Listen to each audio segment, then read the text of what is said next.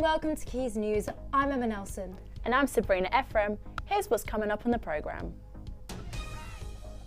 As the war in Gaza rages on, so do the protests here.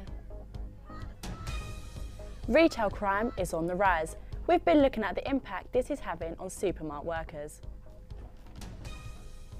This workout space in Swinton has been entertaining people for years, but for how much longer?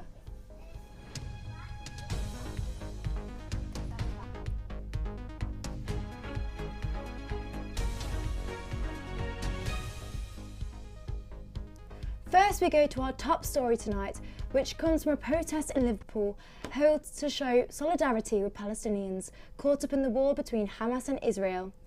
Leah Christian brings us this report. We'll be free! Palestine will be free! The war in Gaza has sent shockwaves all around the world, with people taking to the streets to make their voices heard. I'm here in Liverpool city centre, where the general consensus seems to be free Palestine, contrasting Manchester's positive Israel protest just the other day. As you can see, the flares going off behind me, loads of Palestine flags waving. You can't see one single Israeli flag. Does that mean after this week's event, Palestine is still in the hearts of Liverpudlians, contrasting Manchester? Or will things change in time to come? Liverpool today is massively pro-Palestine, but just the other day, Manchester was holding its own pro-Israel protest. Why are the two cities holding different protests? Do you have an answer for that? I feel like there's just different opinions, you know what I mean? Everyone's got their own opinion to what they want to support and what they want to, protest for. If anyone stands for Israel, that's wrong, that's genocide. However, it's not just free Palestine protests, as cities like Manchester and London host pro-Israeli protests.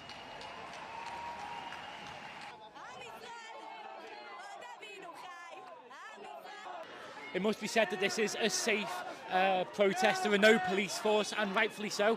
Nothing is needed. There is no aggression, there is no anger, there is no violence at this protest. It is an angry but peaceful protest, showing how the people of Palestine and the Palestinian supporters don't want violence and they don't want harm. They only want what is right for human rights. It's a war that has claimed the lives of over 2,000 Palestinians and over 1,000 Israelis, most of which were likely innocent. Leo Christian, Quays News, Liverpool. A story we are going to continue covering on Quays News. Now, back in Manchester. Tributes have been paid to a 77-year-old woman who died after a bus crash in the city centre on Monday. Amina Amika, who was sat in a cafe at the time of the crash, was taken to hospital with serious injuries but later died. Her family said her presence will be hugely missed. An inquest into the Manchester Arena bomber, Salman Abedi, has concluded he died from suicide. Abedi murdered 22 innocent victims and injured many others. Some of the victims' families have urged the chairman of the public inquiry not to record the cause of his death as suicide. Also, Manchester Airport was temporarily closed this week whilst police investigated a bomb threat made towards an Emirates flight. Greater Manchester Police were shown an email claiming there was a suspicious package on board. Tesco has recently introduced body cams in a bid to deter offenders and protect staff. Our reporter Ellie Watts has more. In this day and age, theft has reached an all-time high, but what does this mean for supermarket workers? Tesco have given out body cameras amid the rising violence and abuse in their stores. Employees say they feel safe with body cams as it provides slight security. I've been working at Tesco for 10 months as it's an easy and convenient job being a student. On a day-to-day basis, the store gets robbed, from wines to paracetamol to veg, anything. When people rob, they get violent and it results in either verbal or physical assault. People have been threatened with knives, they've been threatened with being waiting outside on, they've been verbally abused, they just feel unsafe working. I feel like I shouldn't have to fear coming into work every day. According to Tesco Chief Executive Ken Murphy, the initiative was taken after physical assaults on staff reportedly grew by a third in a year. Tesco brought in body cams as part of a £50 million investment for security measures in a bid to deter offenders. Our store gets robbed all the time. One time I was working on the alcohol section and got threatened at knife point because someone wanted to see alcohol off me. And I had to give my body cam foods to the police immediately after. I never used to be scared, but after that particular incident, I'm sort of more aware and a wee bit scared to go into work just because I feel sometimes my personal safety is at risk. Yeah, wearing a body cam at work definitely makes me feel safer. Statistics show on average 850 incidents are reported a day. 25 stores are now using body cameras as part of a trial period due to surging retail crime. Ellie Watt reporting for Quays News, Salford. Manchester welcomed back its half marathon this week, managing once again to raise millions of pounds for charity. Here's Grace Eccles with the report. 3, 2, 1. That is the sound that signalled the beginning of a gruelling 13.1 mile challenge all throughout Manchester.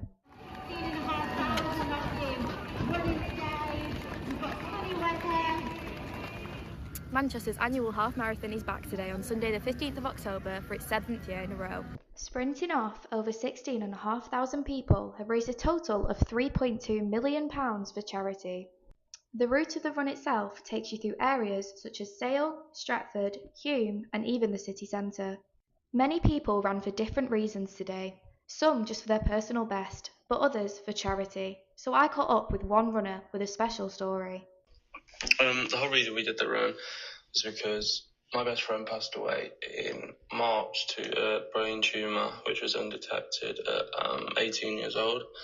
So we ran for the brain tumour charity and we raised a total of £3,715 and 100% recommend anyone to run for charity or raise awareness for causes and just make a great day out of it, which is what we did. Spectators also made it a great day just by watching their loved ones. I am super excited, but yes, it's good. No doubt about it, we'll cry.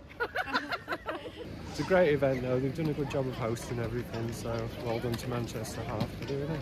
A run so fun that even the bees loved it. Grace Eccles, Quays News. So Sabrina, do you reckon you could ever run a half marathon?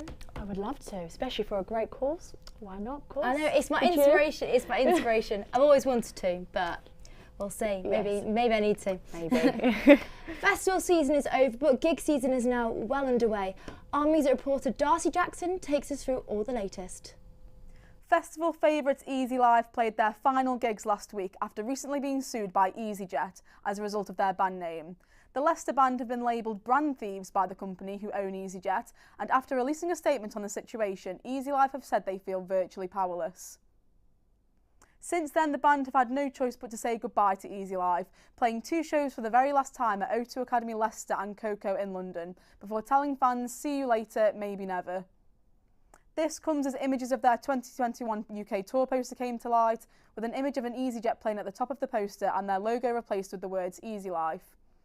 We want to know what you think about the situation. Have your say on the Quays News X account.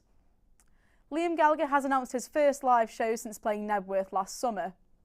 The former Oasis frontman will be touring around the UK to celebrate 30 years of the chart-topping debut album Definitely Maybe, where he will play the album in full as well as select B-sides from their Britpop era. Gallagher will be playing 3 dates at Manchester's all-new Co-op Live Arena next June, so you best get your bucket hats out ready for general sale this Friday at 9 AM. Sounds of the City have begun planning for their annual concert series in Manchester and Leeds. I headed to the venue in Deansgate to take a look. Sounds of the City is a concert series that takes place right here in Manchester. Castlefield Bowl is one of the 2 venues, the other being Millennium Square in Leeds. It holds nearly 8,500 people and holds a series of gigs here every single year between the end of June and the start of July. As you can see, it doesn't look like much of a gig venue at the minute. There are still canal boats behind me, but that is in fact where the stage will be going. We've already had some acts announced for next year's Sounds of the City. So Tom Grennan, Jungle, Suede and Manic Street Pictures will all be playing here. You know, this is all the standing area for the fans. We've also got some seating area behind me. Last year we had Blossoms and the Lathams playing. The Lathams was absolutely chucking it down, so let's hope for some better weather next year, but obviously you never know with Manchester. And that is all for your music news today. Good luck to anyone getting Liam Gallagher tickets this Friday. That was our reporter Darcy Jackson earlier on. So don't forget to keep up to date on our socials and let Darcy know on our X team, EasyJet or Team Easy Life. Who are you with? If you're in need for an activity or for the half term or wanting to start a new hobby, Mikolai Makoviak has just the thing. Showing us the ropes, these children are having the time of their lives, but behind the scenes the basement is flooded and the equipment is falling apart. Combined with the cost of living crisis, this alternative fitness studio is struggling. Unfortunately, the premises has had many floods, which has damaged quite a lot of our equipment. The crisis of living means it's unfeasible to stay here any longer, and unfortunately it's not really fit for purpose for what we do. It's a shame the landlord hasn't been supportive as they have with like the problems Rachel has been having. It's like, yeah, we'll do that, we'll get that done, but it never seems to happen now. Unfortunately, it's come to what it is, where she has to move to somewhere. You know, I will still go wherever it is, to be fair. Wild Workouts is forced to relocate their premises from problems with their landlords to flooding to the cost of living crisis, but their community here in Swinton wants them to reopen and continue as it's their happy place for their community. I like to be crazy. I can take all my energy out and I can have fun with my friends. Fun, and I can do some tricks. When one door closes, another opens, but what does this mean for its members? If Rachel has to move and she has to go further away, I know she's been looking potentially at going to Eccles, that would be actually quite difficult for us. We probably wouldn't be able to travel there, so that would mean that Neve wouldn't be able to carry on with the class. And she loves this class, and it's kind of the only class of its kind for my daughter's age group. It's just if it's far away, then my mum might maybe not take me. It's been mainly worse for me watching Rachel having to go through it, because she's been trying and failing a lot. It's been really hard for her. And with the community behind us who refuse to see us close down, as all helps us to move elsewhere. The demand is there, a new place is on the horizon. All it needs now is your help. Mikołaj Maćkowiak, Quays News. There can be a negative stigma around men's mental health, but Andy's Man Club hopes to change this. Beverly Segunda has this report. City game last week. A coffee and a chat is one way for people to open up, but for many men their own mental health can be difficult to talk about, and sometimes it can all fall apart. It all came ahead on New Year's Eve where I was on my own and I started to cry, and I thought there was something wrong with me when that happened. And so the next day I went to my wife and said, well, I think I might need to go to a doctor. She said, you don't need to go to a doctor, you need to get yourself to an Andy's Man Club.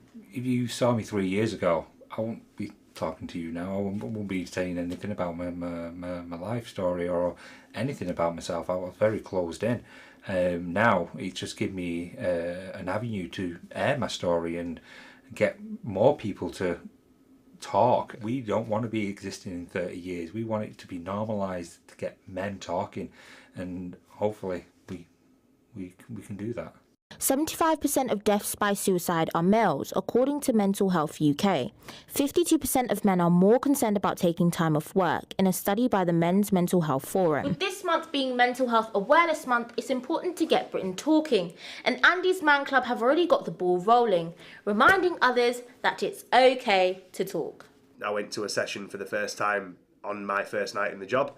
I found myself opening up about my dad passing away when I was 17. The fact that both my parents had/have severe addiction issues, and it felt really liberating to talk about it in a situation where other people have been through similar things. I'd say for us, every month is, it's an awareness month. For us, we're actually doing something tangible. We're running these groups every Monday night at 7 o'clock. We've got over 3,500 men attending those groups every night, and I think if you get one person talking, then ultimately it's going to get someone else talking. With this men's only mental health group trying to pave the way, there's still a long way to go to improve this issue. Beverly Segunda in Halifax for Quays News. That's all we have time for today. Join us again next week for another episode of Quays News.